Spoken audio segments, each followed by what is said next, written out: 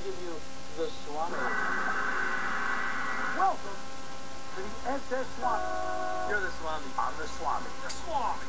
The two-minute drill is different. The Swami's had a record that's pretty impressive in itself. Glad you agree. I do too. Chris, it was great to be with you. I wouldn't change my job for anybody except yours.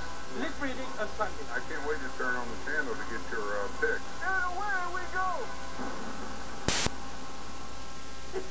It's the 36th season now for the Swami. Yep. We've seen fire and we've seen rain.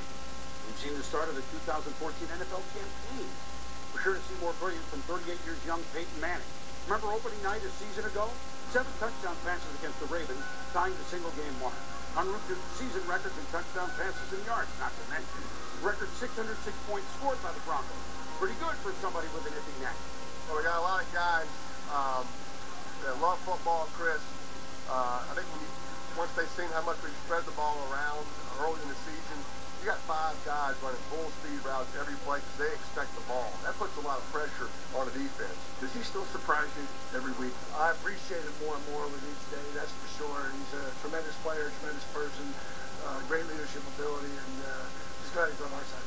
Peyton is now second all-time in passing yards, 7,000 behind Brett Favre, and while he won't catch him there this year, he should catch Favre for the top 5 touchdown passes in October. He's 17 behind Favre's 508. Then there's Drew Brees and Tom Brady 4-5, with absolutely no signs of slowing down either. We've already seen Aaron Rodgers in the opener. We know that more great things are coming from Brady and Brees and fellow 30-something Philip Rivers and Big Ben. How will Tony Romo do on the injury comeback trail? And the young one, can Russell Wilson repeat? Andrew Luck already offered one of the great playoff comebacks of all time. Now what? Can Colin Kaepernick continue to grow? Ditto for Cam Newton. Will RG3 rebound in YR3?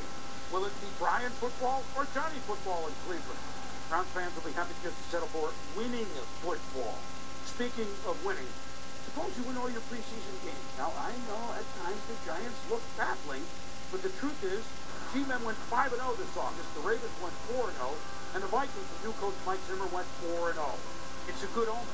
We've tracked this since 1980, and 57% of the time, undefeated preseason turned into playoff season. Seattle was 4-0 last year. Indy surprisingly went 0-4 like they used to with Tony Dungy. Dallas also went 0-4 in August. Since 1980, only 15% of the winless made the postseason. Atlanta and Pittsburgh went 0-4 last August, no playoffs. There are 7 new coaches this season. Last year there were 8. 3 of them made the playoffs. Chip Kelly's Eagles, Mike McCoy's Chargers, and Andy Reid's Chiefs, who went from the first draft pick to last team to lose a game in 9-0 start. Can Bill O'Brien work similar magic in Houston? First pick to postseason berth? He and the Texans had a chance. If so, it would make it 3 straight years. Remember Chuck Pagano and Bruce Arians in the Colts 2 years ago. 3 men who took teams to a Super Bowl have a new chance. Lovie Smith will make a difference in Tampa Bay. Jim Caldwell will try to calm down the Lions without taming them. And Ken Whisenant will try to make us remember the Titans. You know, I just couldn't wait for our season to start. So on Labor Day, as they say in Canada, John Saunders and I were guests of the Hamilton Tiger Cats owner Bob Young at the CFL. For the first ever game at New Tim Hortons Field, we had to have the first donut. And in the rivalry game against the Toronto Argonauts, I had to make the first prediction. The Swami made his first prediction the NFL season as it started. He said 24-18 Hamilton. Hamilton won 13-12. They were a slight dog. I'm already 1-0 in Canada. The Swam just needs to get into the playoffs because once we're in, we roll. 7-2-2 last postseason. Had the Seahawks in the Super Bowl. Hot the year before. Hot the CFL. You name it. Okay, week 1. It's possible by next Thursday night, somebody in the AFC North will be 2-0 both in the division. Baltimore opens at home. They didn't in Super Bowl chance. Here's the make good. 23-17 over Cincinnati. LeBron not yet ready for Cleveland. Big Ben is for Pittsburgh. 19-9 Steelers. Pittsburgh and Baltimore next Thursday. Sean Hill will do fine at quarterback for the Rams.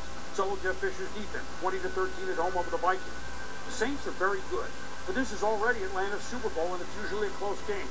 Falcons 27-26. Houston hasn't won since last summer. It's still summer. A coach from Brown and a quarterback from Harvard to boot. I gotta do it. Texans over Redskins 22-16. As for the Super Bowl and the big toaster in Arizona, we've already picked after much Bay Area hanks. Seattle again, the Baltimore Ravens. Super Bowl 49. Why not go with the last 2 Super Bowl champions? I mean, that hasn't happened since, well, it's actually never happened. Perfect for the Swami. Enjoy the season, everybody.